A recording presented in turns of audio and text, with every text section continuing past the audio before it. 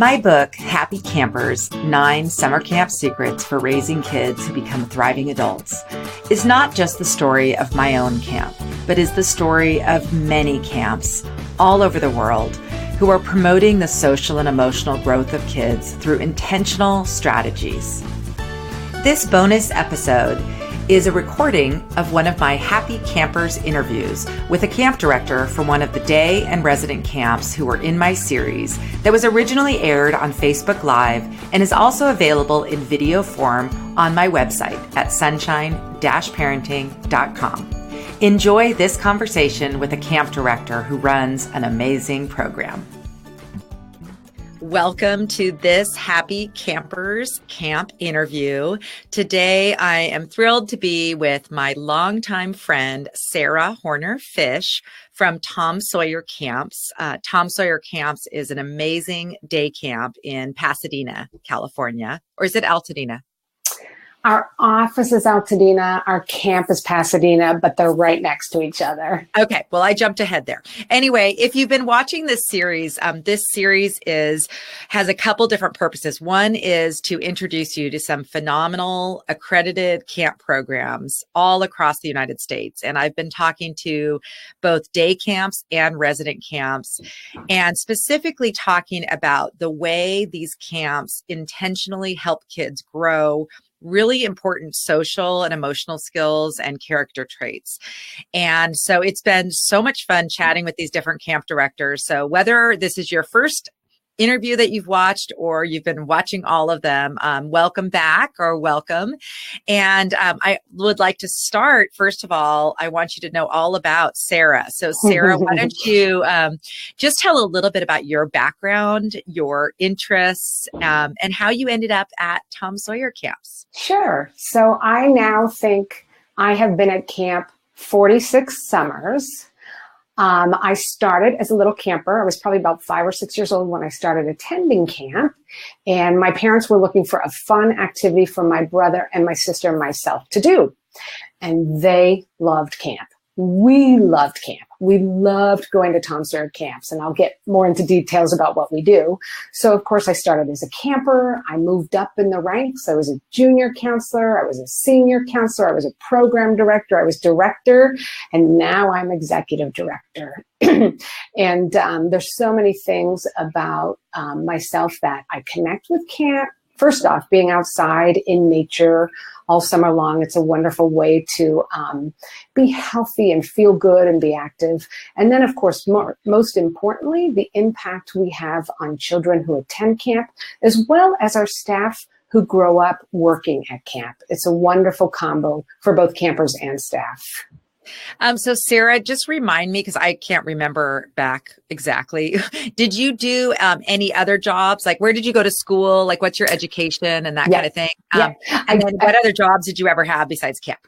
Yes, I have had other jobs. In fact, after graduating from UC San Diego, which is in La Jolla, with a degree in communications and music and psychology, I worked at a shelter for runaway teens in Los Angeles. I knew I wanted to work with kids or young adults, and it was a wonderful opportunity at a short-term shelter where girls came in for 30 days. Our goal was to reunify them with their families, number one goal. And if that didn't work, we transitioned them into some type of a longer-term housing or program.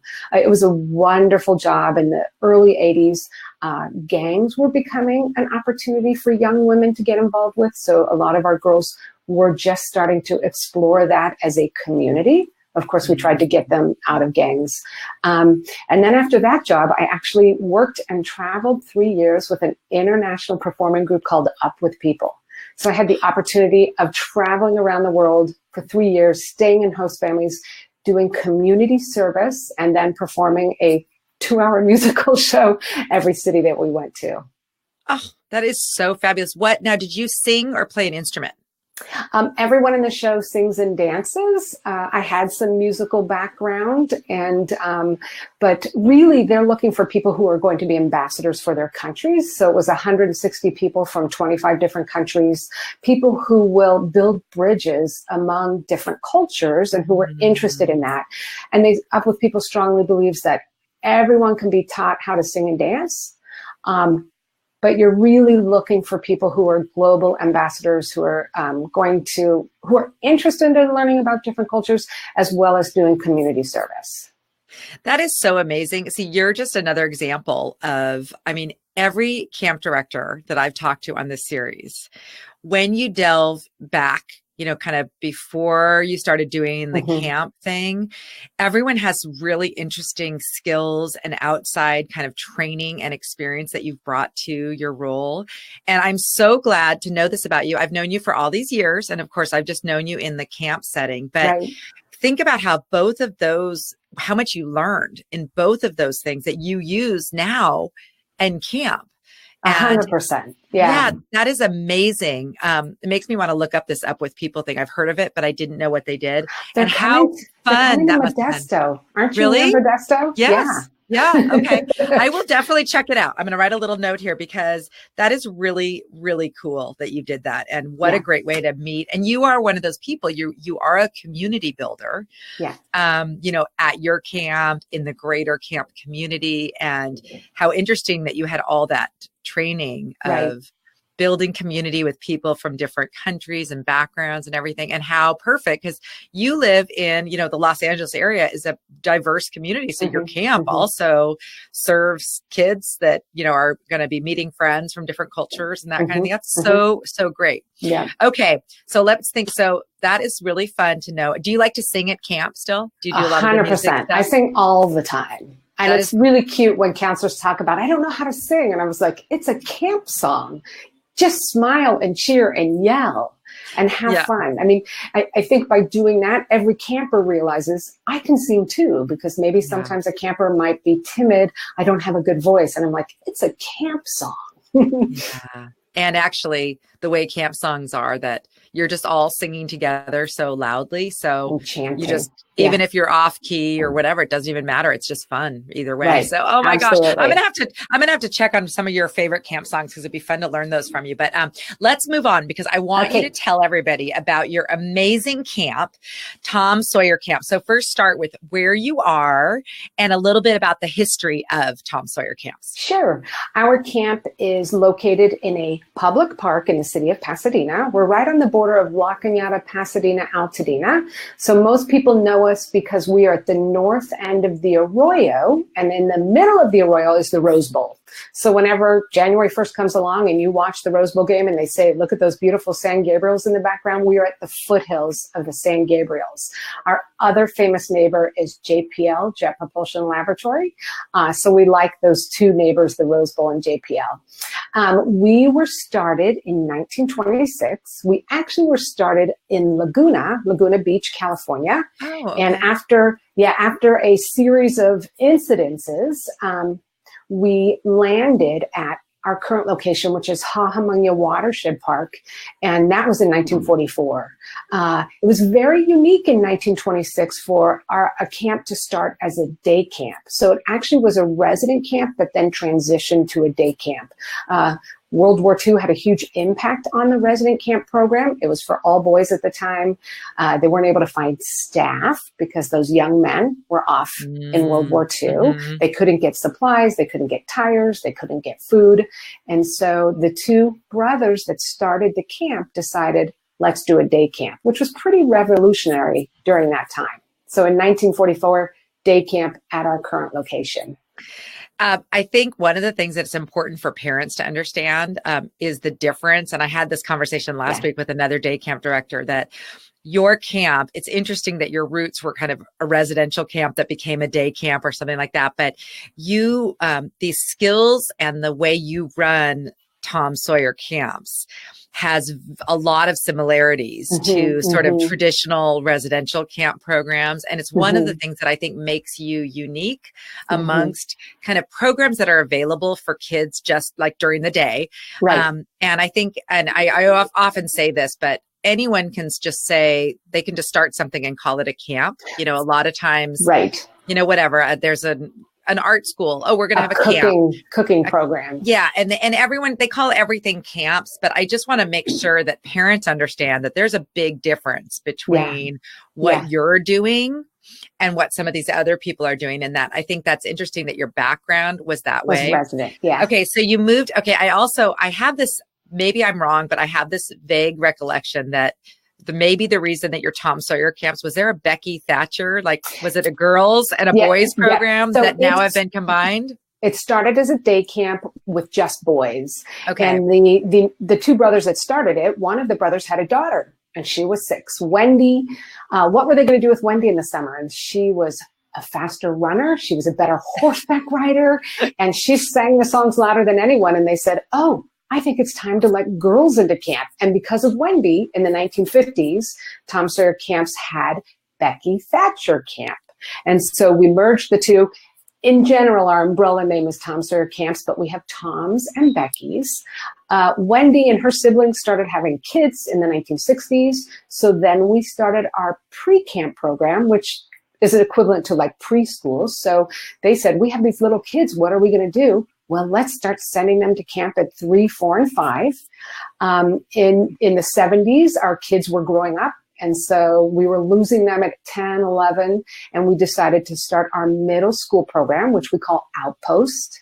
And so that's kind of the revolutionary, the history of how our camps grew.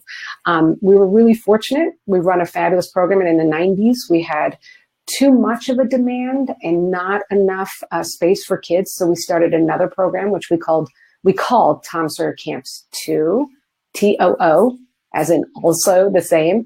And so that's also an elementary age program. All 4 of those programs are at the same site. And but it allowed us to have more kids experience camp. We hated turning away kids on waiting lists. And so we wanted to be able to expand so more kids could come.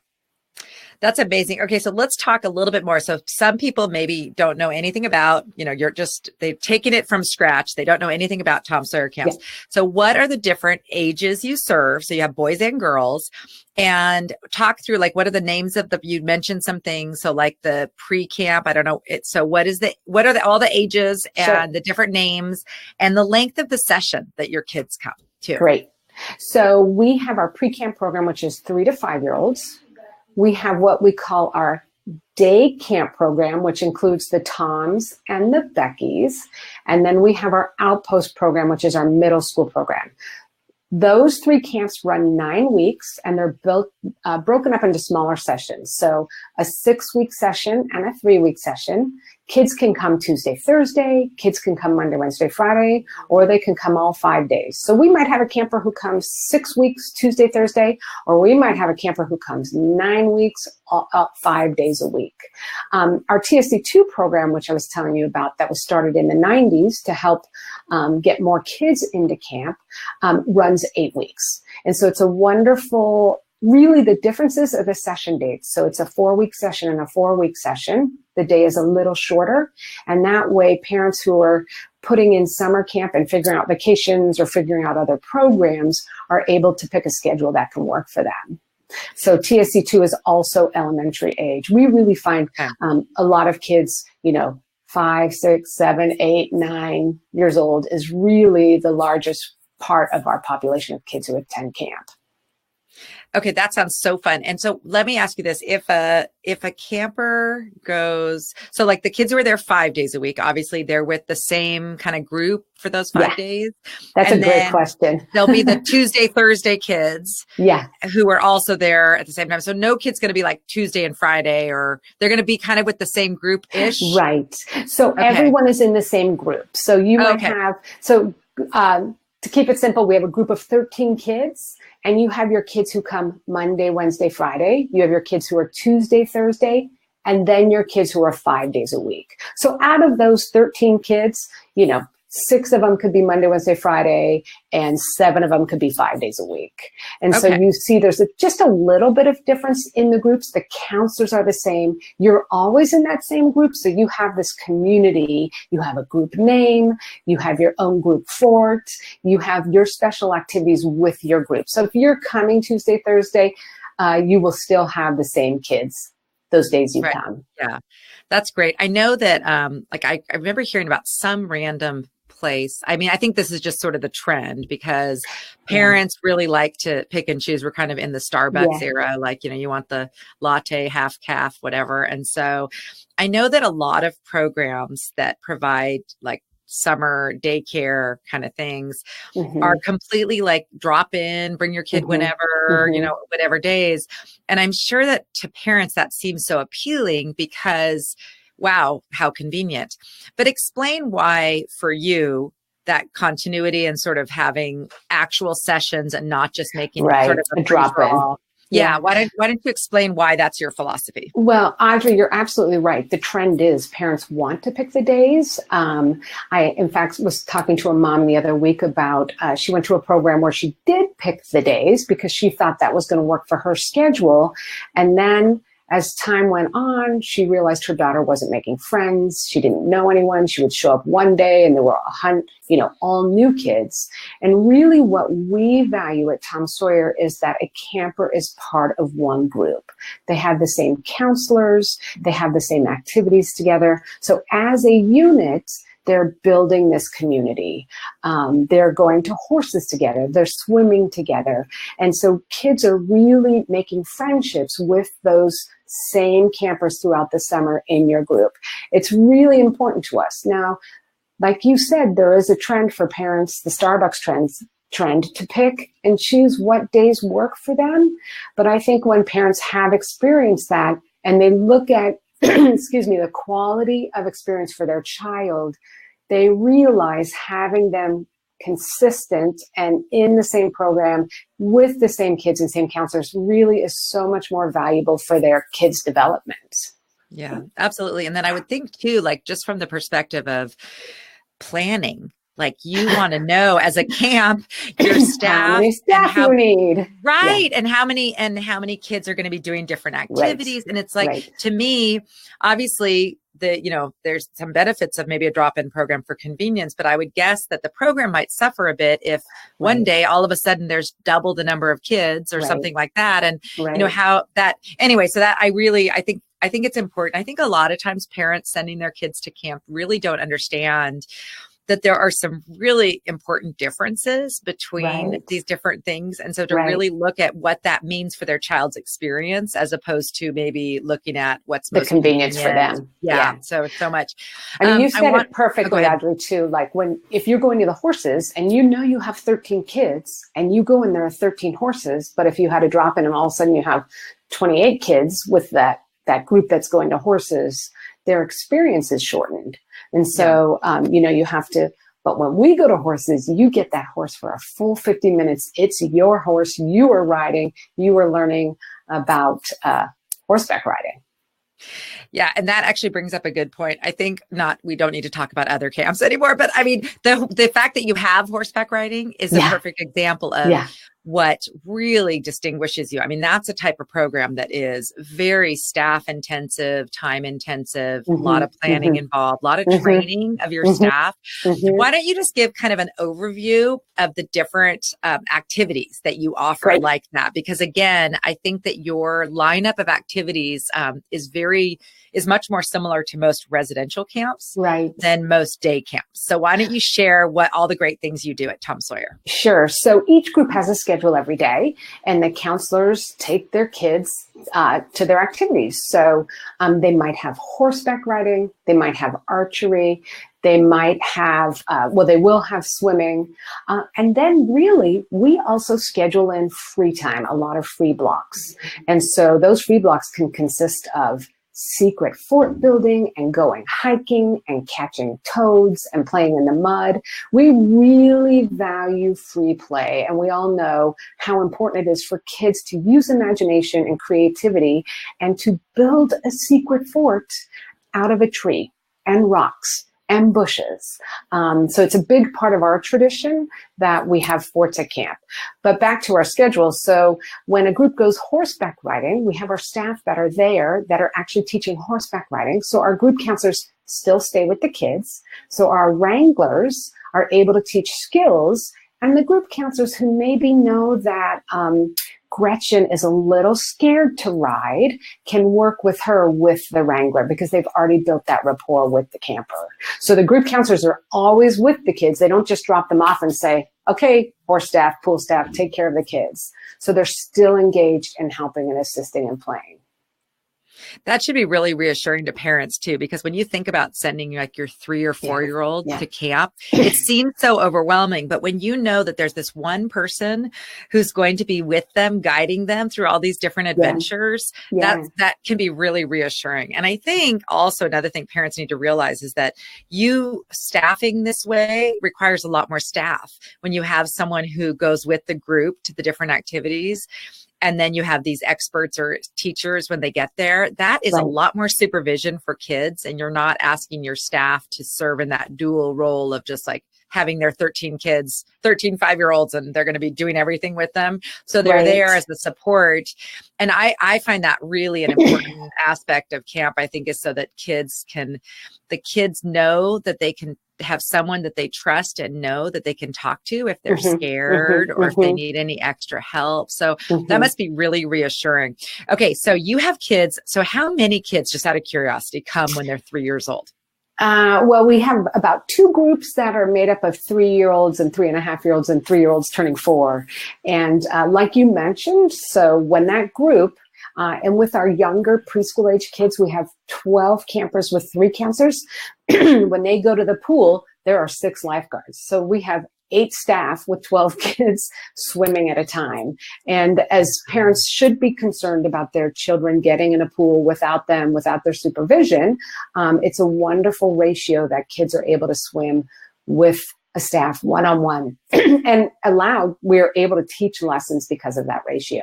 But it's really great when they go to these activities and are able to participate because of those ratios. Okay, so does the kid need to know how to swim before coming, or do you actually teach those kids to swim? We teach kids how to swim. We have a really fun badge program where kids learn skills and earn badges, and they have cute names like the tadpole badge and the if it's a horse badge, the wrangler badge. And so kids, it's an incentive for them to learn skills, because oftentimes if a camper is a little afraid to do something, for a 3-year-old, or maybe even a 6-year-old, putting their head underwater and opening their eyes can be scary. And so earning this badge is a fun incentive program for them. I tell parents it's really the one time when peer pressure is positive.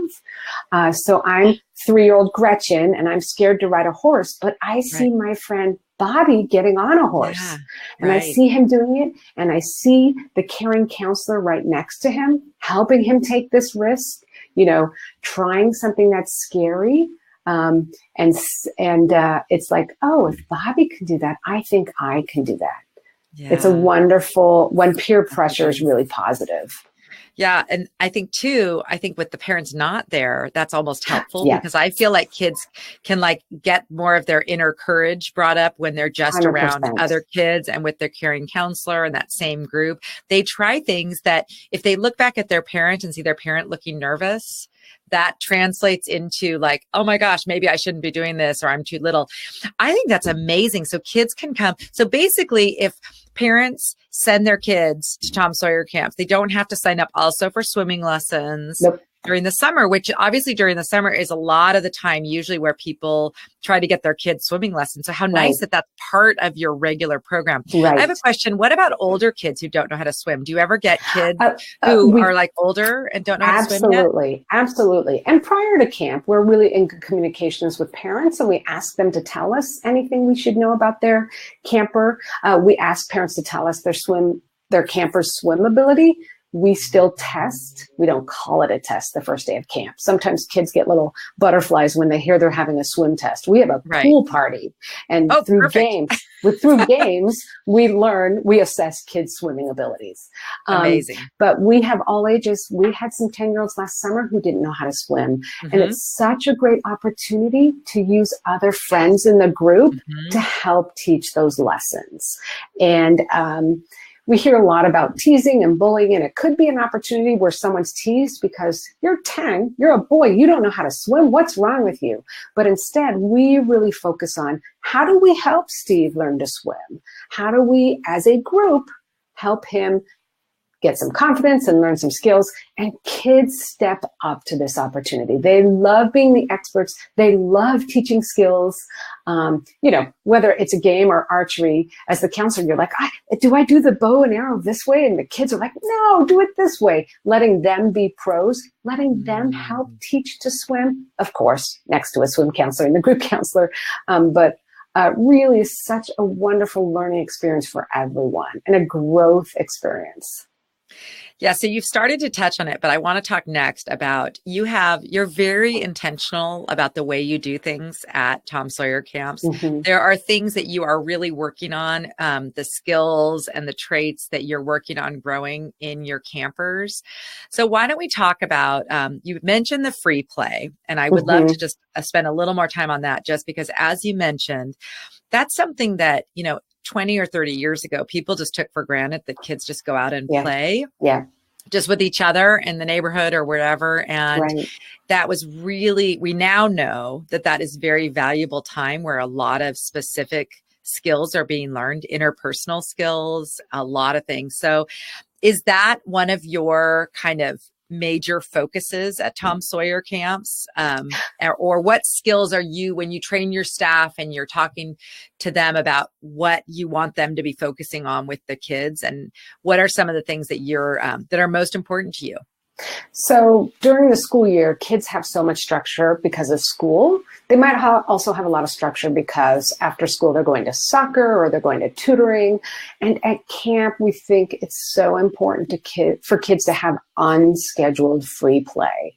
Part of that, what's included in that, so you have your group and your group has a free block and you have to decide what you're going to do for that hour. Now, sometimes we take a vote. And maybe it's, majority wins, where today we're going out to go fort finding when some kids actually wanted to play Gaga. And so it's, being part of a group, we all learn so many skills about how do you handle it when you don't get your first choice?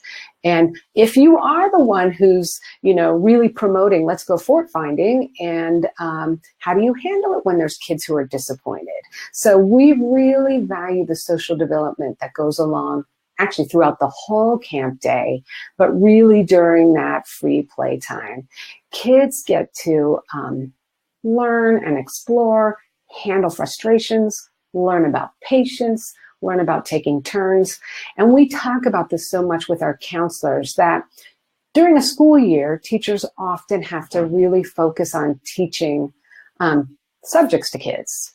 And sometimes, not always, but social development gets pushed to the side because they really have the pressure of, I've got to teach multiplication tables.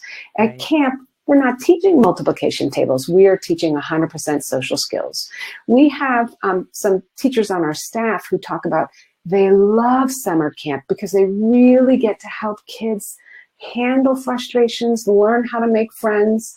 If a kid might be a little annoying and can't read social cues about why two girls in her group don't want to sit next to her, our counselors get to help that child figure out, what's going on? Why do you think they don't want to sit next to you? Also helping those two other girls, how can you tell Gracie in a nice way that you don't want to sit next to her? So really, we value so much that development. And in that free play comes so much imaginative play, creative time. I giggle about our forts. So we're in a watershed. There's trees, there's trails, there's a lot of bushes, there's poison oak. And we go out and build these forts. Now, sometimes I imagine, and I've heard from parents, they think it's like wood walls and ladders and hammers and nails. And really, we're in bushes. And kids use sticks to sweep dirt out of the way. And they use rocks to make trails going in. And they take some twine and they make a little secret wall. So if other groups are trying to look for them, they can't find them. So really, we have nothing in our forts, but so much with our imagination. Yeah.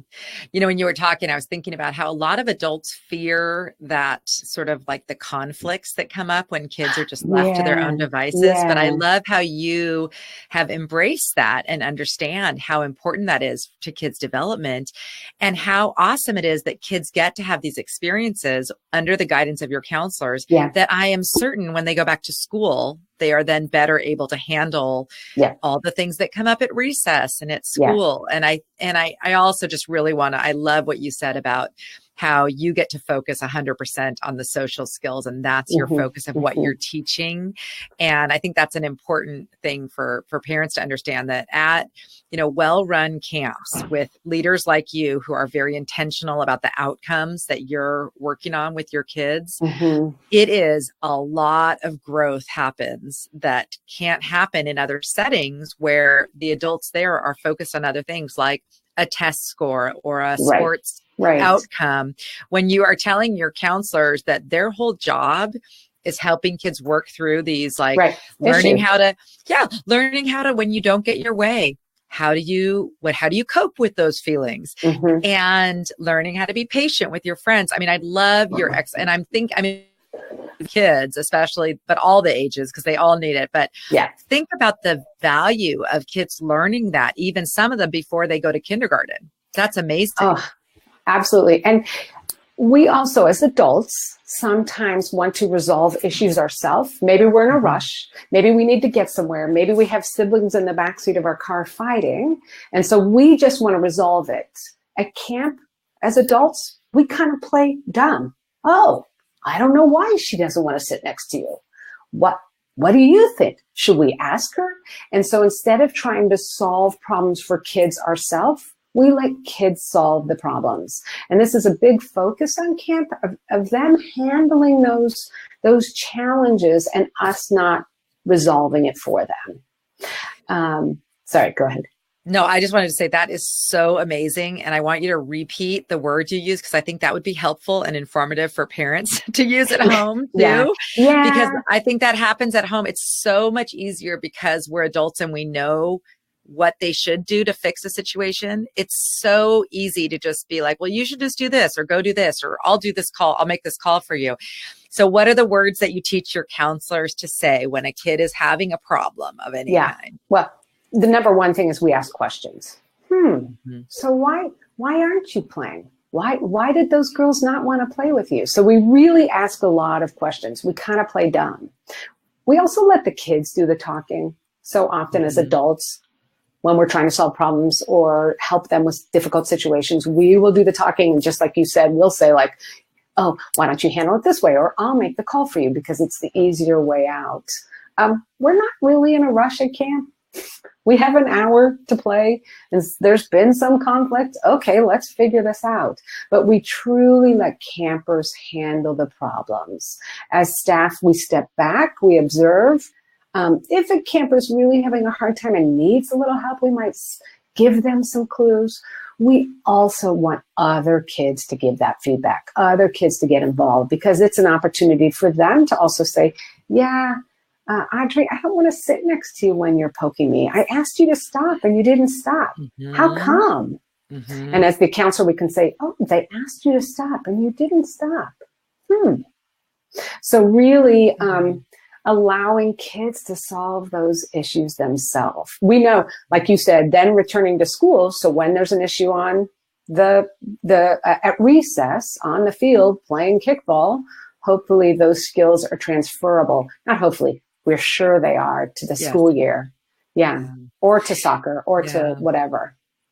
And I think too, it's funny because I'm reading this book. It's an early release copy of this book that's coming out next week. It's so good. It's by Lisa Damour. She wrote Untangled, and it's about middle school girls. Well, her new book is called Under Pressure. And it's basically about kind of the epidemic of anxiety among, well, all kids, but especially girls. And one of the things she keeps repeating, and you were just reminding me of exactly what she says, is as adults, it's important that we don't overreact to Yeah. situations because Yeah. kids do look to us. And so when your counselors, when a kid comes and they're all upset about something, whatever it might be, when your counselor can remain calm and Mm-hmm. just Mm-hmm. ask the questions, that reassures the child that, oh, you mean, so like having this conflict or this person saying they don't want to sit with me is not the end of the world. It's a problem that I can solve. And It's by actually telling, okay. Yeah. yeah, yes, that's so valuable to just be able to give kids that reassurance. And a lot of times they're not getting that otherwise, especially little ones, because a lot of times parents don't realize what their kid could do and they don't let them have the opportunity. So I love hearing about that. Sarah, do you get I know you get feedback because you have many, many families who the kids grow up going to camp. They come back as counselors. Mm-hmm. Now they're Mm-hmm. parents and their Mm-hmm. kids come to camp. What is some of the feedback you've gotten? And do you have any like letters or testimonials that you want to share about just the impact of Tom Sawyer Camps on kids' development? Well, we are so fortunate. We hear wonderful things from our parents. And one of them is the fact that kids got to take safe risks with caring adults. So, a lot of parents don't really want to go horseback riding with their kids. I mean, it can be scary. And as adults, we're like, oh, that's a big horse. I could get hurt. But we have these kids who take these safe risks. We go at campers' paces, and they get on a horse and they go for a 20-minute ride. And maybe last time they came to horses, they just sat on the horse and pet on the horse or pet the horse. And we make a lot of deals like, so next time we're going to take 10 steps.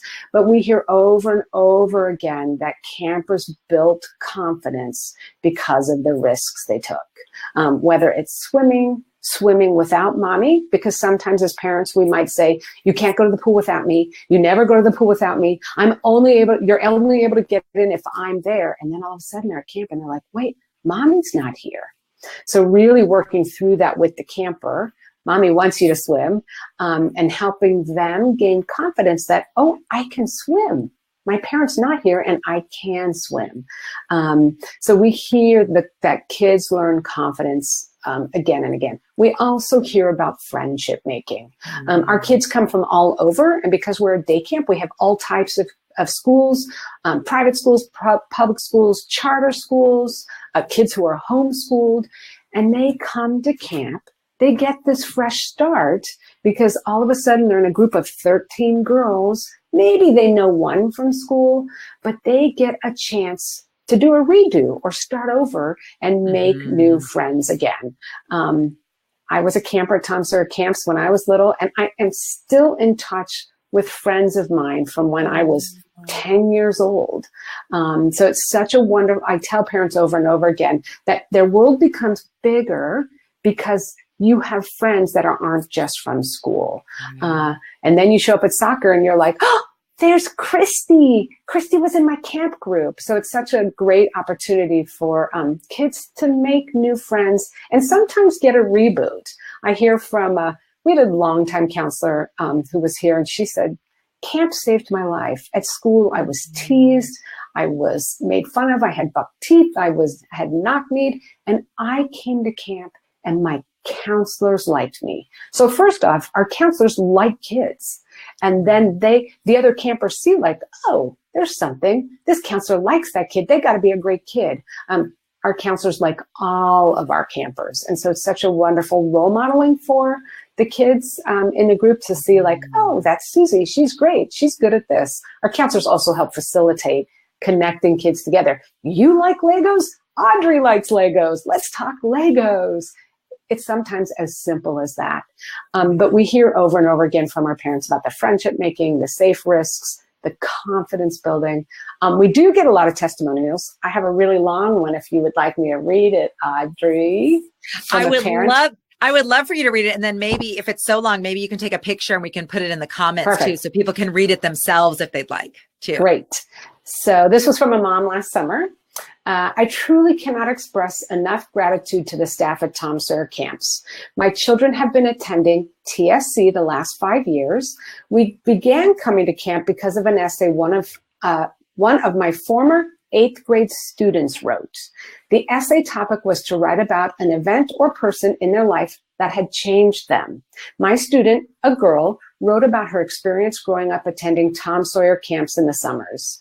She wrote about making new friends, learning to challenge and believe in herself. She wrote that TSC was her safe place. It was so beautiful that I enrolled my daughters, then going into kindergarten and first grade that summer. My oldest daughter, Ava, entered Outpost this year. That's our middle school program. As a middle school teacher, I was very nervous and had a ton of questions. I was not sure if I would sign her up for Outpost, and then the director had a parent information night session that eased my mind.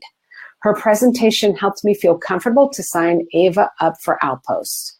Throughout the 3 weeks that Ava was in camp, I called the office more times than I would like to admit. Each time I called, Laura and the rest of the staff put my mind at ease that my daughter was safe and answered all of my silly questions, such as, how do I know where she is today? How will you keep her safe at the beach? I know middle school is tough on the kids, and I know that TSC's Outpost program is designed to give our middle school children confidence. What I didn't realize is how hard the middle school transition would be on me as the mom. And I thank Tom Sawyer Camps and the staff so much for taking such great care, not only of my children, but of myself as well. Oh, that is beautiful. And I was thinking too, just as just being in middle school and just being unplugged and just going to the beach and being with friends, how valuable is that people are, that these kids are having just an outdoor friendship, out fun experience. It's so great. Yeah. Sarah, we need to kind of wrap this up, but I just want to say one thing that I always associate with Tom Sawyer Camps, and I love that I associate it with you, is mud and like dirty faces. Like, I know that's so funny. I feel like we're living in a time when people are all so, clean all the time. Yeah. And I love that. I've heard so many stories from you and from families I know whose kids have gone to Tom Sawyer about just their kids coming home and you have to like hose them off outside and like leave their clothes. Right. Strip them down. I love that about Tom Sawyer, that you're like an outdoorsy, just 100%. Yeah. Get down and get dirty camp, and how great of an experience that is for kids. You are definitely like changing lives for the better there. And I just love that you are doing such great work. Where can parents find you? And if they are a brand new parent and have never done anything like this before, what can they do to just you mentioned an information night? Where do people find you, and who can they call? And then we'll put links in here too. But what's the process for a new family? Great. So a couple things. We have open houses now through the spring, and it's a great opportunity to come and physically see camp, meet some of our staff, get a tour, learn about horses, and really ask a lot of questions. And also hear other parents' questions, something you might not have thought of. Also, we want people to call us. We want people to pick up the phone. It's kind of the old-fashioned way, right? Instead of just sending an email, let's have a live conversation and ask us every question you have. Sometimes parents feel like they're asking too many questions. Never. We want to make sure that our program is right for you and that you feel comfortable signing up. We have a website, of course. It's www.tomsawyercamps.com. You can go on there and find a lot of information. We're also happy to meet any interested parents down at camp if they can't make one of our open houses. It's really important for us to talk face-to-face or even on a phone to answer parents' questions. And as you know, to make sure that it's a right fit for that parent and their child. And I'm sure you love hearing about their goals for their child, like what their child might be nervous about and all that kind of stuff. I'm going to put in the phone number right now. What's your phone number that people can call? We actually do a chant. I won't. 626-794-1156. 1156. Okay, I'm putting the number so that if people just feel like calling right now or whenever they're watching this, they will, hey, you guys, they can call phone. You. I hope it starts ringing. It's so interesting because parents will call us and tell us about their kids.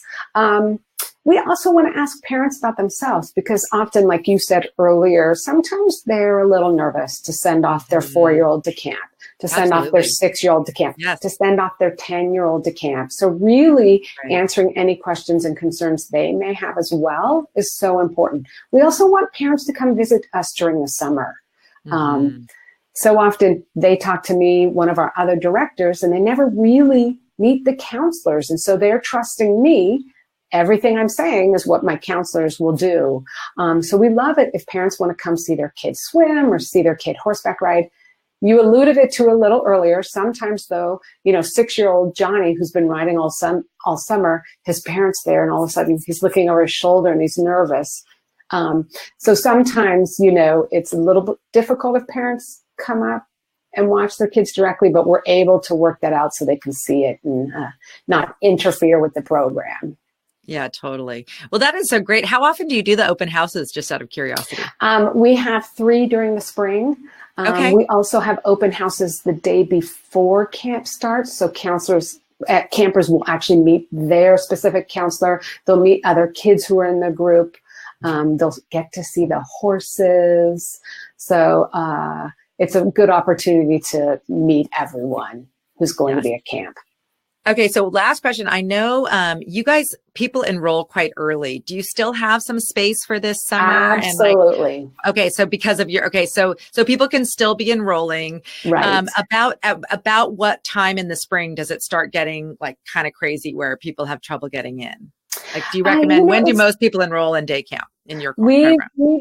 For our camp, we would say enroll now. You have nothing to lose. Go ahead and enroll. If we don't have the spot you want, we really will offer you other spots. We can have waiting lists, but we recommend people to enroll now. Most parents who for the first time are looking into a camp are a little shocked, like, you want me to decide in January what I'm going to do over the summer? We joke, sign up for summer camp and then plan the rest of your summer. But we're really fortunate that we do fill pretty quickly, but we always are able to find spots for people if people's schedules are flexible. And then things change, May 1st, you might not have your first spot, your first choice, and then a couple weeks later it opens up and we move you into it. So we recommend people to enroll now. Okay. Great. Terrific. Well, and whenever people are watching it, just for sure, check out the website if you're in the area. And this has been, oh my gosh, so much fun. I learned some new things, and I'm sure that parents watching, especially in the Pasadena, La Cañada, Altadena area, who are thinking about a program or what their kids are going to do this summer, I hope they're watching and seeing just how amazing you are. And of course, your whole staff that you train so well as too, but what a fun, life-changing program. So thank you so much for being on, Sarah. This has been really, really fun. I'm going to sign off and I'm going to put some links, and hopefully lots of people will be in touch with you about your great program. Great. Thank you, Audrey. Thanks for your time. Thank you so much for joining me for this Happy Campers interview bonus podcast episode. If you're interested in learning more about how you can bring home some of the magic of summer camp, I'd love for you to pick up a copy of my book, Happy Campers, 9 Summer Camp Secrets for Raising Kids Who Become Thriving Adults. It's available for pre-order now and comes out on May 7th. And you can find more information about it on my website by going to happycampersbook.com. To thank you for pre-ordering the book, I have a couple of fun freebies. The first of which is the first chapter, Camp Secret Number 1, Connection Comes First. I'll also send you an invitation to join my private Facebook group that's called the Happy Campers Book Club, where we'll be sharing resources, videos, and conversation about raising kids who become thriving adults. To access these freebies, simply pre-order your copy of the book and then fill out the form at happycampersbook.com. Together, we can spread the happiness of summer camp to the whole world.